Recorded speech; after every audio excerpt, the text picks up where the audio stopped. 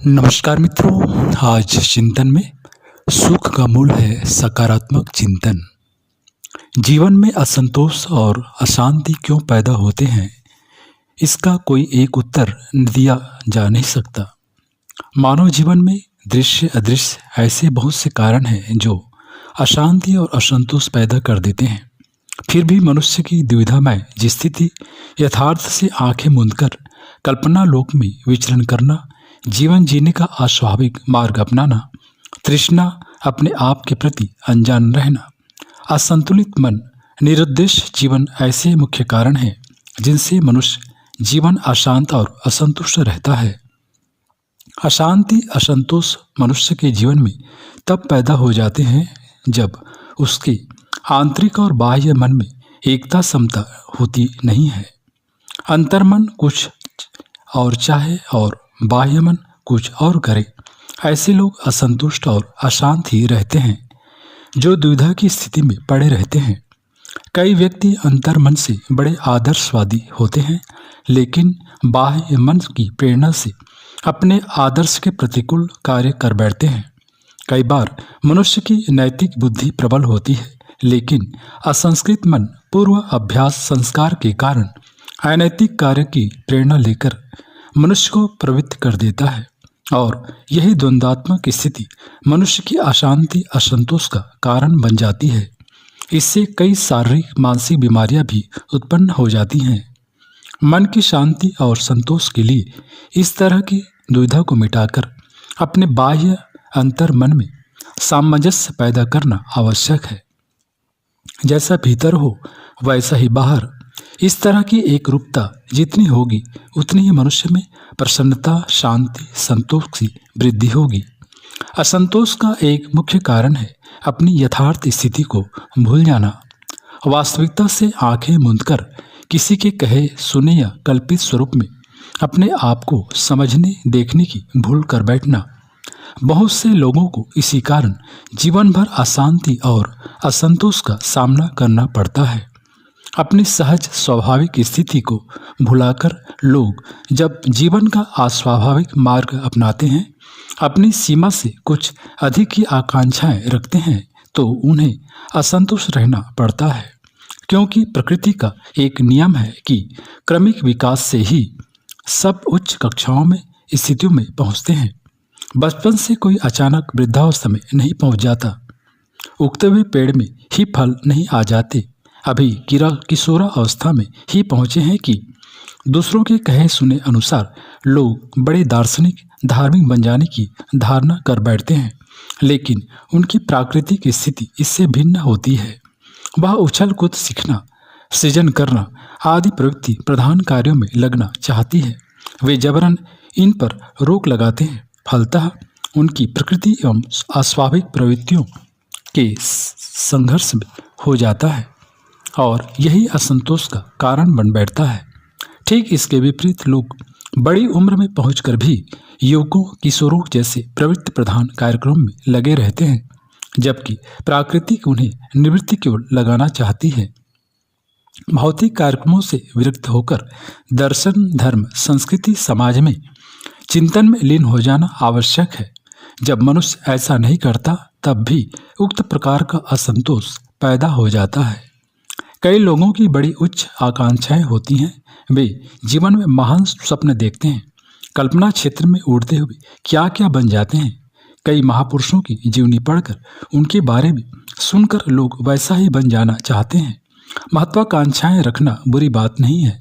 इन्हीं के सहारे मनुष्य आगे बढ़ता है, उच्च सफलताएं अर्जित करता है। लेकिन महत्वाकांक्षाओं के पीछे भी मनुष्य की अपनी स्थिति, योग्यता, परिस्थिति, क्षमता आदि का भी कम महत्व नहीं आता। जो व्यक्ति अपनी महत्वाकांक्षाओं और अपनी परिस्थितियों में तालमेल बिठाकर प्रयत्नरत रहता है, वह सफल भी हो जाता है। लेकिन अपनी स्थिति को भूलकर मनुष्य जब अपरिमित महत्वाकांक्षाओं के पीछे अंधा हो जाता है, तब उसे असंतोष और अशांति का ही सामना करना पड़ता है। आप क्या हैं? आपकी परिस्थितियां कैसी हैं? आप कैसे धरातल पर खड़े हैं? आपकी कितनी क्षमताएं हैं? इन्हें जाने समझे बिना महत्वाकांक्षाओं के पीछे न दौड़ें। बड़े व्यक्तियों के कहने पर विचार करें, उनके उपदेशों को जीवन में उतारें, लेकिन उन जैसा बनने का अंधा प्रयत्न न करें।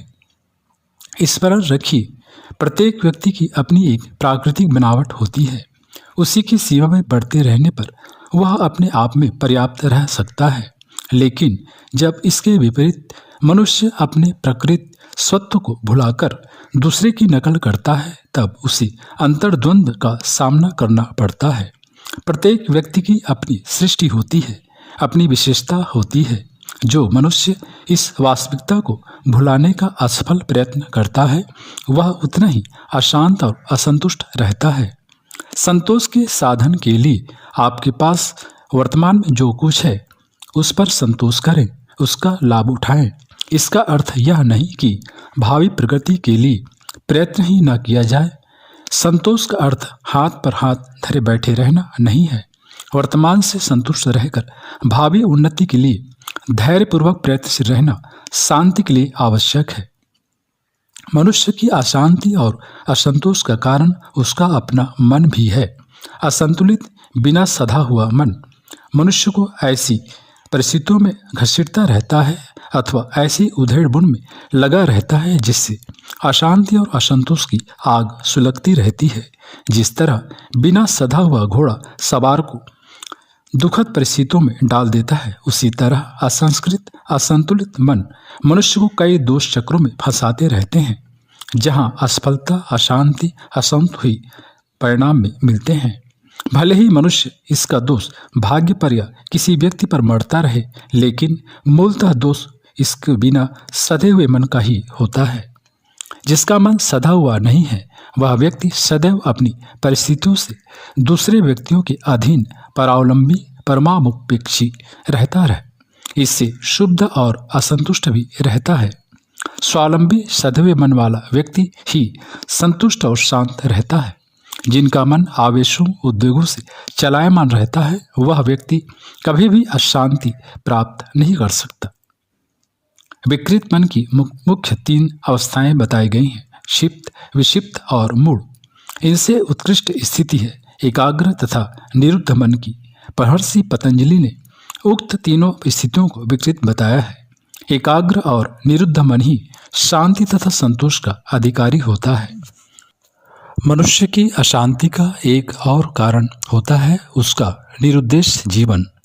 प्रत्येक व्यक्ति जीवन में पदार्पण के साथ ही अपनी जीवन यात्रा का एक विशेष लक्ष्य लेकर आता है, लेकिन जब वह संसार में आकर यहाँ के आकर्षणों में, वस्तु पदार्थों में उलझ जाता है, उनमें लिप्त हो जाता है, तब अंतर में बैठी हुई चेतना उसे कचोटती रहती है और वह तब तक छटपटाती रहती है जब तक मनुष्य एक निर्दिष्ट लक्ष्य निर्धारित नहीं कर लेता जो अंतरात्मा से स्वीकृति हो। मित्रों, इस संबंध में एक और महत्वपूर्ण बात है, वह यह कि स्वार्थपूर्ण जीवन में मनुष्य को स्थायी शांति नहीं मिलती और न ऐसे जीवन में संतोष ही मिलता है।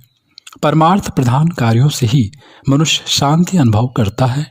इस परमार्थ के दूसरों के हित में मनुष्य के प्रयास जितने बढ़ते जाएंगे, वह उतना ही संतुष्ट और शांत होता जाएगा। सुख का आधार है अपनी अनियंत्रित इच्छाओं पर नियंत्रण करना, सकारात्मक रहना, सकारात्मक सोचना।